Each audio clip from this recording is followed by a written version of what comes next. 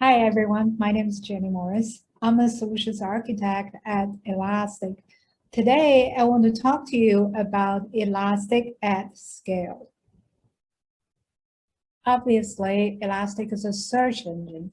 Whether you're using Elastic to help your customers find the information on your website, or monitor your applications and infrastructure, or protect against the security threats, Elasticsearch is that core engine that powers those operations. While spinning up an Elastic instance on your laptop over the weekend doesn't sound like much work, it is a whole nother story if you want to ingest 100 terabytes a day and perform thousands of queries per second with the sub-second search performance. So today, we will take a quick peek at real-world Elastic use case, a wildly successful one at scale, Uber. We will take a look at the challenges they faced, how they decided to use Elastic to solve those challenges, and what we can learn from their best practices by operating Elastic.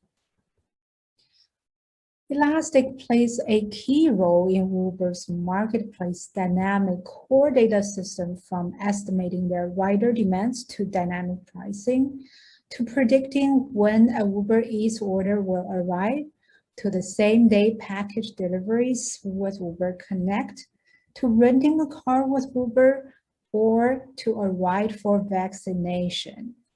Millions of users across hundreds of cities and dozens of countries use Uber at any given time of the day.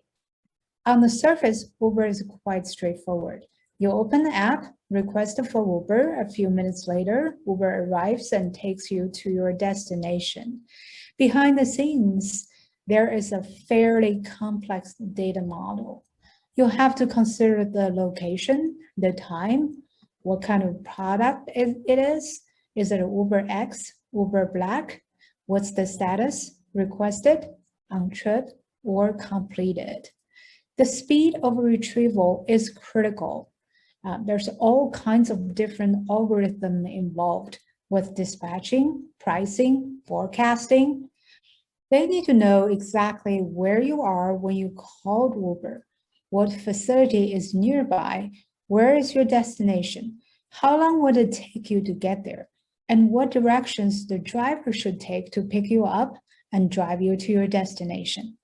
So what Uber team did was they divided a map into a series of hexagons, because they can always go from a small hexagon into a larger hexagon.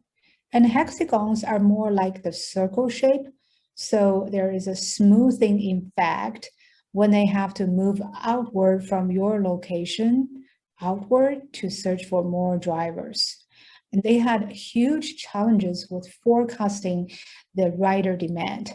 They need to do a lot of analytics to get simple metrics like how many Uber access were in the trip in the last 10 minutes. So they can do dynamic pricing. And the query involves going through a gigantic amount of data, and it is constantly being executed. Now, an Uber driver reports his or her location every 15 seconds at any given point, whether they're driving or parking, and they may move to the next hexagon in the next 15 seconds. So you can see the complexity here. The Uber team's driving goal is simplicity. They want a fast iteration, simple operations, automate with simple tools, and then optimize for being reasonably fast. They actually went through a whole series of vendors, but they decided to choose Elastic. Here are their own words of why. And it all comes down to, first, they wanted the sub-second response time for their queries. They wanted second-level data freshness, so they could take sub-second query results and aggregate them up to second-level freshness to keep the performance. And second, it needed to have distributed aggregation functions. And those functions are completely built into Elastic. Third, it had to scale with data volume, and Elastic is perfect for that. Last but not least, it had to be operable by a small team because they started out with 3 people. Uber took care of all the basics by using Elastic on day 1. Now on day 2, like any other things in life, stuff can actually happen that went wrong.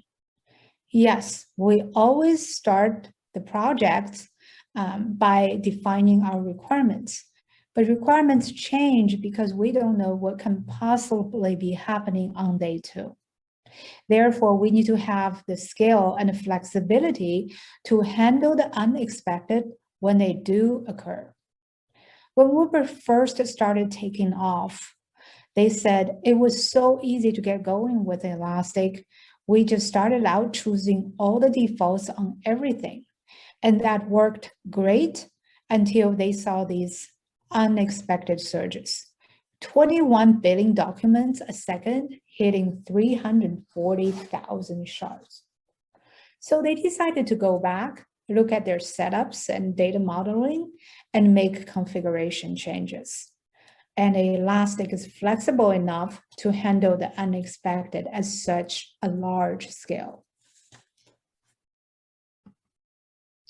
Here are some best practices Uber learned over time when operating Elastic. They used hundreds of ingest pipelines to transform the data, adjust data modeling. They used multiple clusters to differentiate data sources, query users, reliability guarantees, and they can also do cross-cluster searches. They do query plannings to decide which cluster query should be executed on. They also reduce complexity of the queries, estimate cardinality, and prohibit dangerous queries. They manage index lifecycle and delete outdated indices.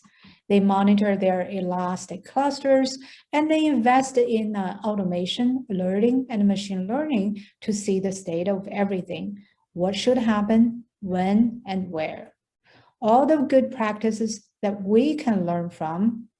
Now, you may not need to run Elastic at this scale, but there is nothing is stopping you.